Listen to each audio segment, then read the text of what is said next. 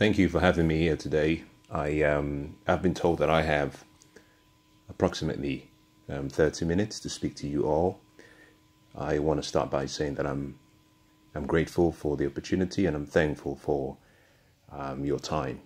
I'll do my best in the short period that we have to provide you all with something of value. Normally I would need a lot more time to introduce myself and try and share the outcome that I have in mind for each and every one of you. But seeing that I only have a short time with you, I'm going to move very quickly into what I'd like to leave you with. Before I get started, let me give you perhaps a 1-minute overview of who I am. For those of you who are not familiar or who do not know who I am, I come from very humble beginnings and I come from a diverse background.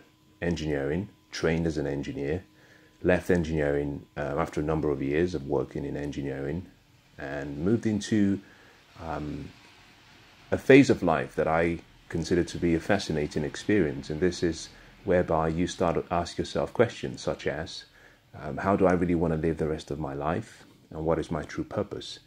Living engineering allowed me to find answers to such questions. And so today I spend some of my time teaching, capturing ideas or writing books.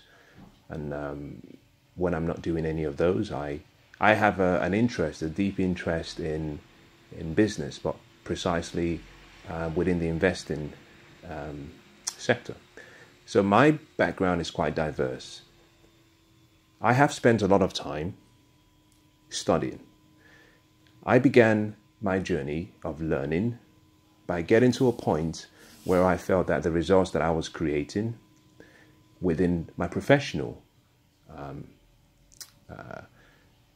sector was not probably what I believed that I could achieve. I felt to an extent that I could do more, that I could be more, and that I could have more.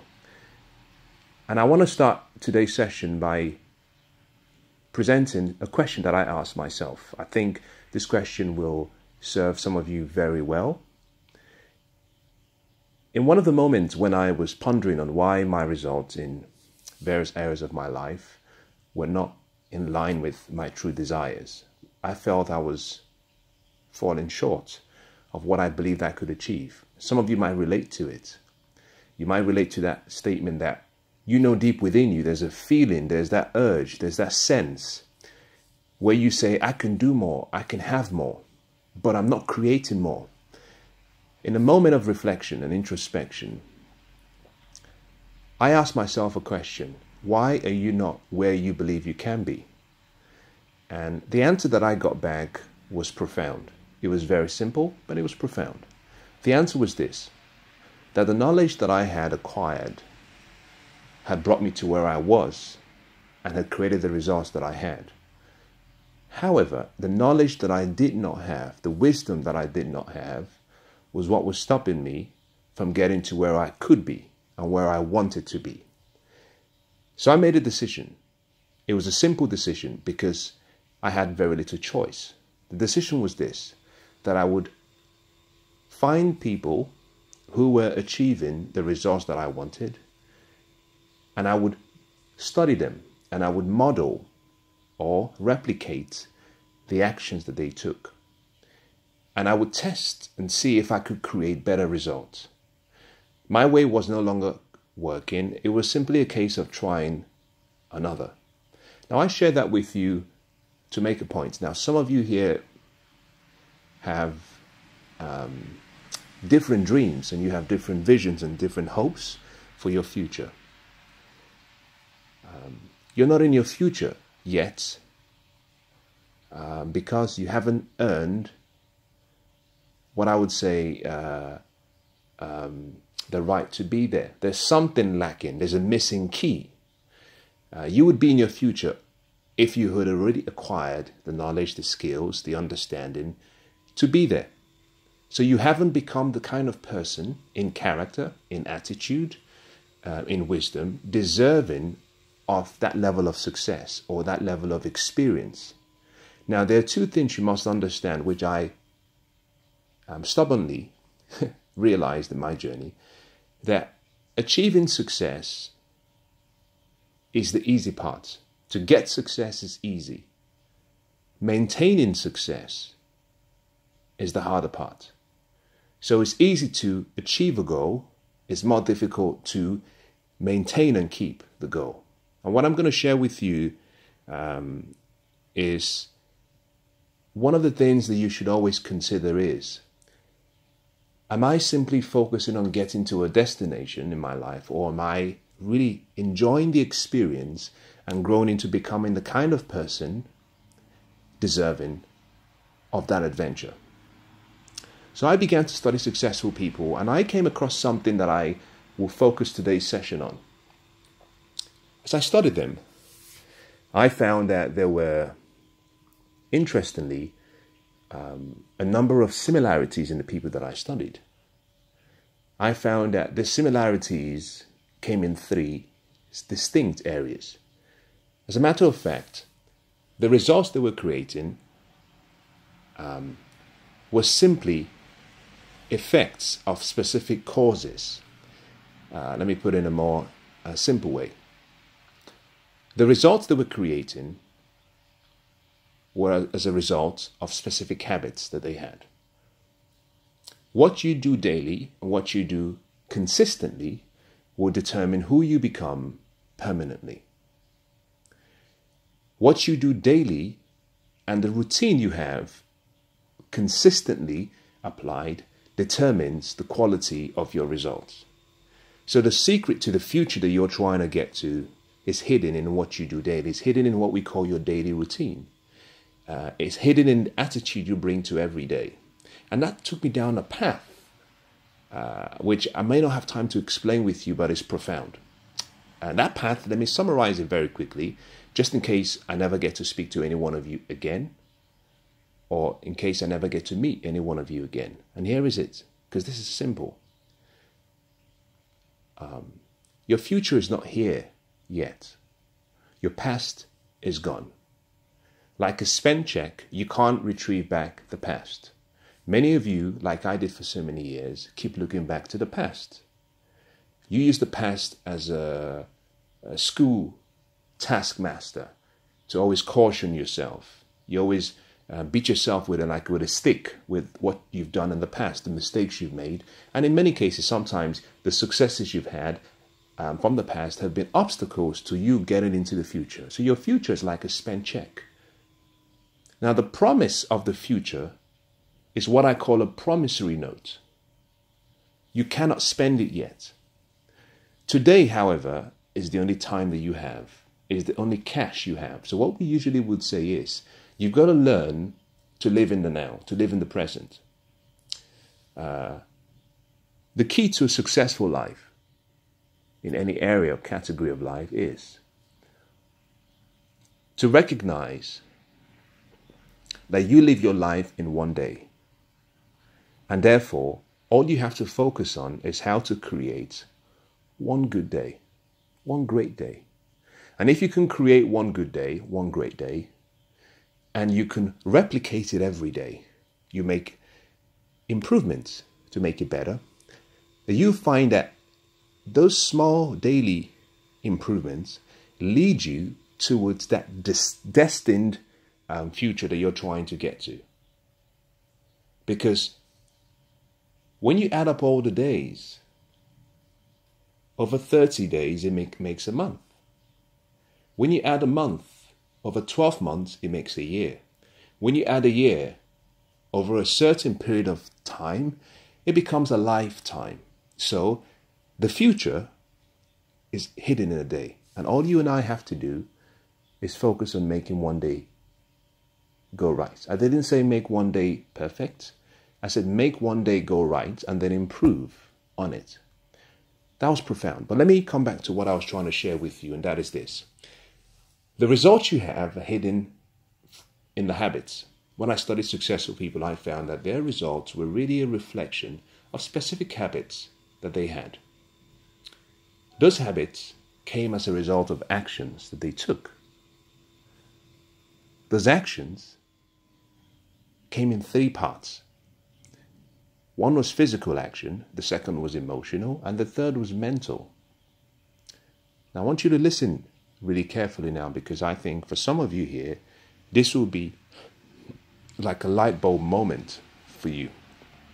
For many years, I worked in many cases, sometimes 13 to 16 hours every day, including weekends.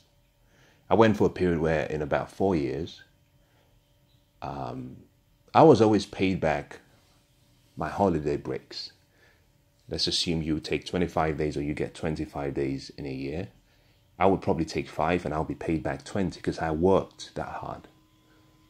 But hard work alone doesn't lead to success. Some of the hardest working people in the world are the poorest paid. Everyone here and every one of you here can work hard. The workplace provides that environment for you to work hard. Now, some of you might not be as hardworking as others, but you also all work hard. You get here at a certain time and you stay here until the end of that period and you leave. So you put in the effort and the energy. What I found was that that was not really the most important part of that success process. But I found by studying the successful people, yes, they exhibited some level of hard work on the physical plane of activity. They had discipline, they had a level of perseverance and commitment. They get hold of an idea and they'll never let go. Everyone here can do that. The profound shift in my life, and I think for many of you, the profound shift for you will be in the other two areas, the other two activity areas. One was emotional and the other was mental. Everyone here listening to me, you are all employees. If you want to be outstanding at what you do, you must shift your mindset to one of an employee to one of an entrepreneur. You must shift your mindset to start thinking like this is your business and you own this company. To do that, you move from an employee mindset to an entrepreneur mindset. And to do that, you must learn how to use your emotions and how to use your mind. I'll give you a classic example of what I mean. In studying these successful people, I found that they had developed this ability to make decisions intelligently. And that was simply because, in many cases, they had this ability to put emotions aside when making important decisions. I read something some time back. I don't know how true this is, but it said that a few presidents of certain countries, I won't give you names, never made decisions beyond a certain time of the day. Because at that particular time of the day, they were fatigued. Their emotional state was weak, i.e. they could be influenced emotionally. They weren't able to think rationally, so they left decision-making to a particular time of the day, important decisions. So in studying successful people, I found that they had this ability to put emotions aside when making important decisions. Now, business and investing is an intellectual game. It's not an emotional game. You don't make decisions with your gut, with your emotions, or based on how you feel. For many years while I worked, that was the mistake I made. For some of you here, that is the mistake you're making. When you respond to emails, when you communicate with your colleagues, when you dialogue with a client or a customer, a lot of your decisions, a lot of your reactions are emotional. Now, I can predict within some level of accuracy the level of your success by observing your reactions. I don't know about you, but in my journey, I've done so many things, both by verbal or by email or by body language, that set me back 3, 4, 5, sometimes even 7 years. Reactions determine everything. I don't even really need to be with you long enough. I'll just observe your reaction and how you react, not to me, but to someone else. And I can decide whether I want you to be in my circle of influence. And for many of you, some of you might say, I work hard, but I don't get the recognition I deserve? Well, unfortunately, part of that could be because you do not have the skill set to use emotions well, and therefore your reactions in many cases are not the best. So the key I'm trying to put across here is you have to learn how to use your emotions in business. But that's not just business alone. You can transfer this to your personal life. How you interact with your spouse or your loved ones, your kids, how you interact with a neighbor. Everything is emotion. We are emotional creatures. The key, however, is to be able to separate when to think with your emotions and when to think from your emotions. And to know when you must think rationally and not react. Because nothing has any meaning in life, as I've found in my journey, except you give it meaning.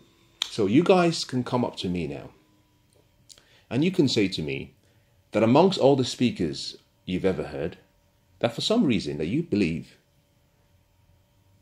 that I'm not the best. As a matter of fact, that probably I am the worst. Now, I want you to listen to something and I want you to think about how this relates to you. Your opinion of me doesn't become my reality. I'll take that as a feedback. I might ask you questions such as, what could I do to be better? That's feedback. I want constructive feedback. But your opinion of me doesn't become my reality because I know within myself who I am. My self-image is not built on what I do. My self-image is built on who I am. And who I am, the best part of me you can't really see. I wouldn't have time to explain that.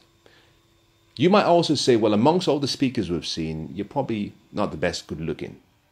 And therefore, my reaction or my response to that statement is what determines the meaning I associate with what you say and therefore how I feel. So nothing has any meaning. Shakespeare said, nothing is either good or bad, but your thinking makes it so. The point I'm trying to make here is you must master your emotions. And whenever you hear maybe feedback, whenever you receive criticism, whenever you want to say something, always ensure that you have well-chosen words mixed with measured emotions, the right emotions. There have been times when during my journey, my career, where I've said something, the words could have been better, but the emotion behind the words was probably too powerful, too strong for that setting. And I lost relationships, both on the client side, but also within the business. So the key is to learn how to use your emotions. Now, the third part is the mental side. Everyone here has a mind. If I ask you to point to your mind, can all of you here just point to where you believe your mind is? That's excellent. Well, you see, we generally believe that the brain is the mind. We point towards our head. But there is no organ for the mind. As a matter of fact, the brain is an organ for the conscious mind. But there is no mind. If you dissect a human body, you cannot find the mind. But we have what we call a mind. And our mind has intellectual faculties. Those intellectual faculties are important because your intellect controls your emotion. And how you use your mind determines the quality of your life. I'm going to talk about just two parts of your mental faculties that I would love for you to go away and think about. If this is all you take from what I've shared today, I think it was worth your time. You have the mental faculty of reason. Reason is that part of your mind that you use to think. Now, you can think deductively and you can think inductively. You can think good, you can think bad. You can think positive, you can think negative. But you cannot do two opposites at the same time. Therefore, the way you think is important. Why? Because your results are a function of the decisions you make. The decisions you make are based on the quality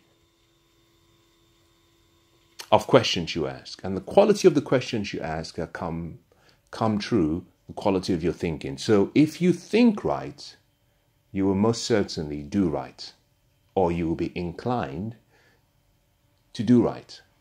So thinking and the faculty of reason is one of the most important parts you have to develop. Mental activity and thinking are not the same thing. You have to learn how to think. And the simple way you can do that is by learning how to ask questions.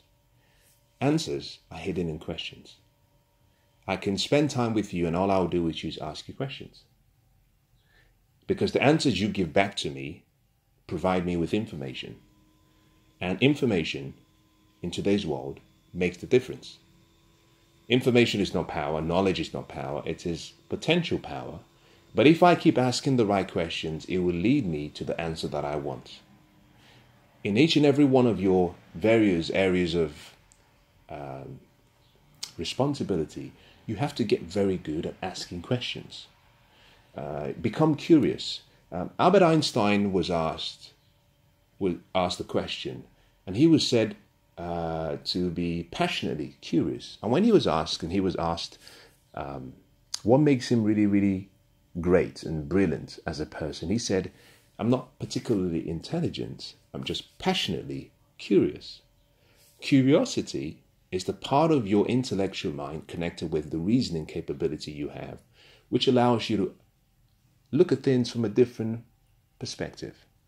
So I would encourage you to focus on thinking, because success comes from the ability to think. Henry Ford said that thinking is the hardest work that we all do, and that's why very few people do it. Albert Schweitzer was one of the really remarkable teachers of our time. And he was asked the question here in London, said, what is wrong with man? And by man, I mean man, male and female. He said, what is wrong with people? Someone asked him, a reporter asked him, what is wrong with people today? And he said, the people simply will not think. Now, here is the point I'm trying to make. In every area of responsibility you have, there are things that you're doing and you're repeating them every day, but you're not improving. The reason you're not improving is that you never stop and do two things at the end of every day. Ask yourself two questions. What am I doing right? Number two, what could I do differently and better? The key is to recognize what you've done right, because that's where you get your self-confidence and self-esteem from within a particular function, but to concentrate on what you could have done differently, because that's where you need to concentrate on applying constant and never-ending improvement. That's where you grow. That's where you get better. So those who are succeeding in every business and are being promoted and are excelling, every day they're trying to get better. The second part of your mental faculty, which I'm going to share, and I'm going to come to a close and take some questions, is this. You all have an imagination. And that is the greatest power you have. Very few people use it. Very few people realize they even have it. Now, I want you all to look around the room very briefly, just to look around, do a 360 turn around, and I want you to observe a particular tangible object. The color, the type. Now, for everyone here now, everything you see, we call objective reality. If I ask you all to close your eyes, and with your eyes closed, I want you to think about someone you really, really loved.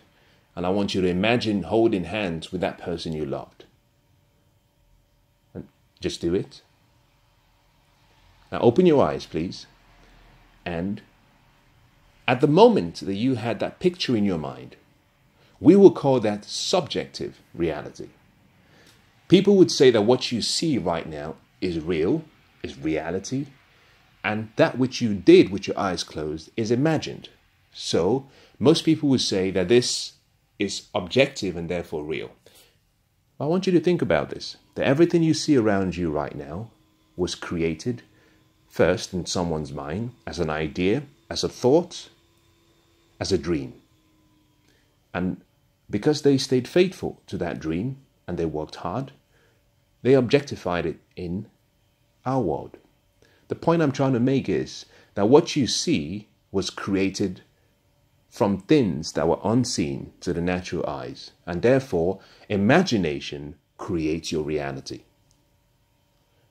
Well, you can bring that principle into every area of your life.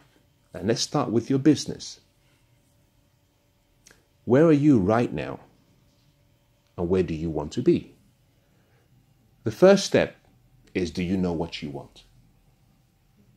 Some of you would say, I want more. I want a better recognition within the firm. Some of you say, I want this company to go further. Those are vague ideas. We call those objectives. They're not goals. You must take that picture, make it so vivid, crystallize it, give it sensory vividness, describe and write it down. How much do you want? When? What do you want to be doing? It becomes a goal. You put that picture of the goal in your mind. And if you focus your mind on that goal, over time, what you find is that you start to act differently. One of the greatest things that I learned when I studied the life of Arnold Schwarzenegger was something that he said. Powerful.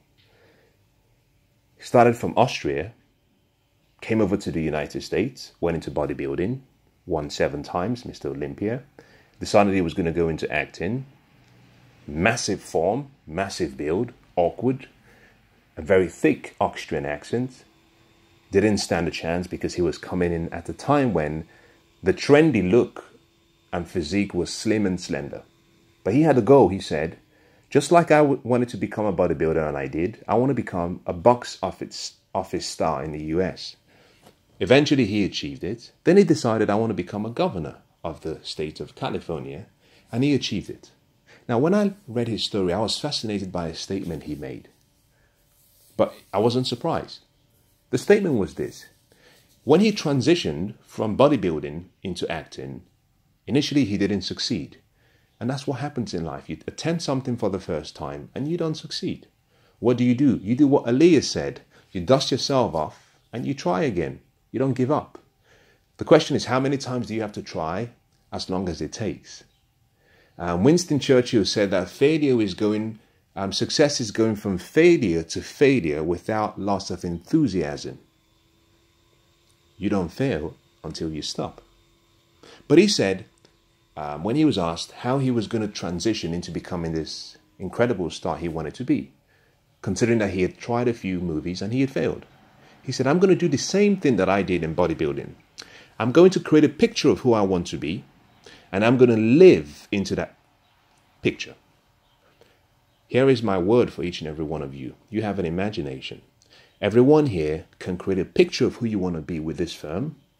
You can create a picture of who you want to be in your respective lives, family, relationships, happiness, wealth, health. And if you can choose to live in that future without concentrating on what's happening in reality, but working hard towards that future. A great writer says, I've seen my future and I've decided to live there. I don't want to live here because here right now, everything that I have is what I do not want. The result I get now, I don't want it. So I've seen my future and I've decided to live in that future. You have to do that with your imagination. So the key to success, as I summarize, is number 1, you must get hold of your emotions and master your emotions. Number 2, you must understand how your mind functions and, more importantly, how to use the intellectual faculties of your mind. Now, there are 4 other intellectual faculties that I would have loved to have shared with you. I don't have the time, but it's worth studying.